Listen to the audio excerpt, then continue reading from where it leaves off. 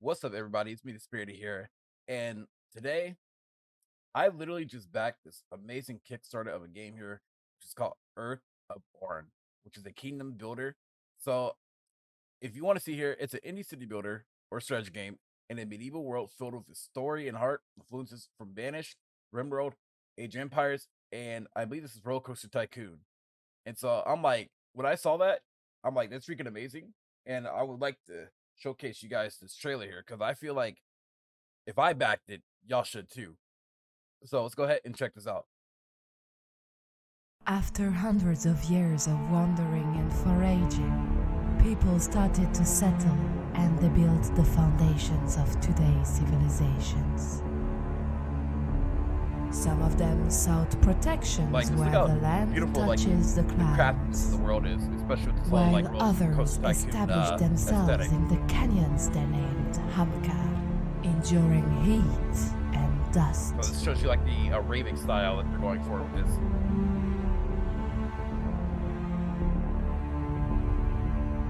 Some settlers went to the west to a land with rolling This hills, seems like a bordered European by aesthetic. the endless sea.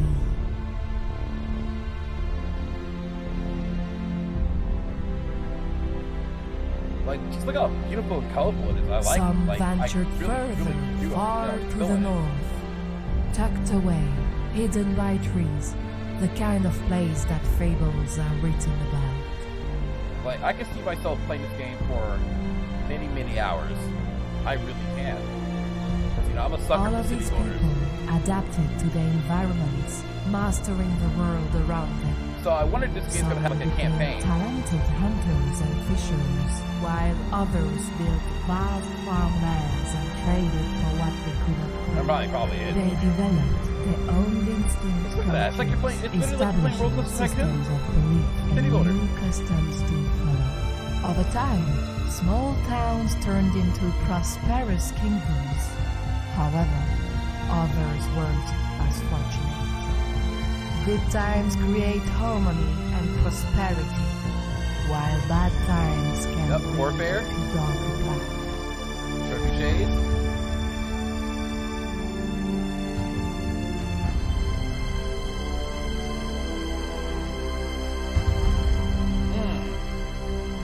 Ooh! Look at that! Look at that! Look at the You physics. have the potential to be one of the greatest leaders of our time. How are you going to engrave your name in the history of Earth of Oryn? Yep, Earth of Oryn. I love. See, I love it. Dead ass. I love it. Okay, so let's dive into some information about this game here with the Kickstarter. So the Kickstarter has a goal of 36,000, and right now it's currently at 18,000. We're gonna round it down. So Earth of Oryn is a game, city builder, and or strategy game set in the medieval world filled with story and heart. Build your kingdom however you see fit. Will you inspire and heed your people with kindness and generosity, or command them with the iron fist and crush dissident beneath your heel? Starting from nothing, you must shape your kingdom perfectly to your vision while managing the needs of people or your people's wants or what your people need. Like just looking at the beautiful landscape here is like gorgeous, dude. I mean, that's the first thing that like really got me turned on to this game here. Um, so going to the key features here, beautiful and vibrant low poly art style, so similar to Roller Coaster Tycoon. Build great cities, mighty castles, bustling towns, and laws and with laws and moral systems to guide them all. Raise and manage armies to protect your kingdom from enemies in real-time battles. So I'm guessing there's going to be some type of multiplayer aspect to it too. Maybe that's if they can, hit the goal. Manage your economy, gather resources, trade with other civilizations, and research new technologies. So that's like the inspiration for Age of Empires. It seems. Build your kingdom and run it how you desire, creating your own politics, laws, and culture. Now, that's really cool and unique. It's rare that you get city builders with like any type of politics in it, or laws and all that. Now, depending how deep those laws and politics goes, it's to be seen. Discover new creatures, biomes, civilizations while you explore an untouched land. So I wonder if this is creatures then, or this is gonna have like a type of, I guess, more fantasy aspect to it as well. Use prefabricated buildings or create your own models from the ground up thanks to detailed buildings. That's really cool. That is amazing. You can create your own models. Build complex systems to power buildings and moving parts like bridges and elevators. Shape the world to your needs by modifying the terrain's elevation, master the water using bridges, water mills, and other types of machinery. It says will be available on Steam for Windows and Mac. So hopefully that will be the case because you guys know a lot of Kickstarters in the past have like said, "Oh, we're gonna have this on Steam, on Windows and Mac or Steam or whatever." This flip the script, and they'll be only on Epic or something of the sort. So looking at the core mechanics, it actually looks really nice and amazing. Okay, so as you see here under the core mechanics, it says right here, your citizens' homes will improve as your kingdom grows. Then you have the kingdom builder. So with the kingdom builder here, use prefabricated buildings to create your own models from scratch. Thanks to an elaborate building system, decide what materials to use and how to arrange them to make your buildings stronger and more durable. So what they could expand on this further is that what if you created pre-made buildings yourself or whatever? What if you could upload them to like the cloud or something like that? They have the resources for that. That would be freaking pretty cool in my personal opinion. Use geared systems to power buildings or to create dynamic parts like moving bridges and elevators. Okay, so the management here. Speak everything to your liking from large scale kingdom changing edicts or simpler tiny details of everything in between. As a leader of your people, you have the mission to make all the decisions, handle resource production and crafting lines, harvest wheat, potatoes, tomatoes, and more. Build infrastructure to handle road and water traffic, trade all excess goods to gain access to rare equipment and resources, manage human resources on working sites, train and organize armies, configuring their weapons and outfits, have your scholars research new technologies, allowing you to access new buildings, materials, and edicts, and create your own religion or cult.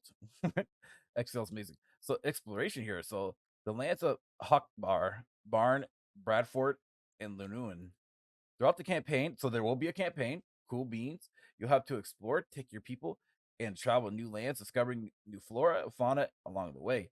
Keep your people safe from wildlife and enemies as you search the new lands to settle, experience branching paths where decisions will shape the outcome of your story, which you will be able to revisit with on subsequent playthroughs. So the strategy of it here, the wage war against your enemies and protect your lands against aggressors. Defend your kingdom against external and internal threats, natural disasters, wildlife, sickness, riots, crime, bandits, hostile kingdoms will just be a few of many threats to your legacy. It's up to you how you deal with them. Now that's cool. Now there is a creative mode, or will have a creative mode. Build your kingdom from the very beginning, molding the world into your liking with procedural generational tools. Ooh. While there will be a deep and rich story mode for those interested in playing through it, you can also dive into the creative mode where you'll be able to tweak the world settings to your liking and build to your heart's content. So the world here, the weather, and they will have a weather and day cycle. Ooh, that's cool. Day and night cycle will influence gameplay. Some elements and mechanics will only be happening after the sun sets. Your people will be able to rest at night, and those that are pushed to work late hours will be work slower. Ooh. Weather will also play a huge role in your citizens' health, your buildings, and biome at large. That's actually really, really cool. They put a lot of thought into this game, and I'm here for it. I'm freaking here for it. A largely peaceful nation of farmers and merchants, a land filled with rivers and hills with direct access to the sea, the land filled with powerful religious leaders, a temperate climate year round with little difference between winter and summer. Hmm. Now is that Naloon? Okay, Naloon. Okay, that's what I was like. So I was like, had to like split my eyes here. Naloon, Naloon, hidden by trees, kind of place fables are written about. These lands are divided into two main regions: the highlands, filled with high and forest and mountainous terrain, and lowlands filled with swamps and lakes. These two regions have separate groups of people living in them: the Lunuts of Tharn and the Lunuts of Loon, which have agreed to a tentative peace between their civilizations. The weather here is consistently rainy, with a brief period of moderate temperatures in summer, followed by a long, brutal winter. Now, this is Hawk Bar, Camp Bar. Hopefully, I said that. I know I butchered it, y'all. Come, give me a great red canyon shaped with river Sath, clouded with heart or heat and dust. The canyon Humpgar. Sorry, I'm a butcher, guys. Sorry. Is a dry and dusty land with stone and large deposits of metal, rivers teeming with fish, and are blah, blah, blah. Rivers teeming with fish are the veins in which Hump Kill settle near. as there's little to no success to water anywhere else. The people Hakbar or Humpbar export most of the Oran's high quality steel and metal goods. And then there's Bradford. Four kings rule over the land of Bradford, allied with one another since the lands were first settled.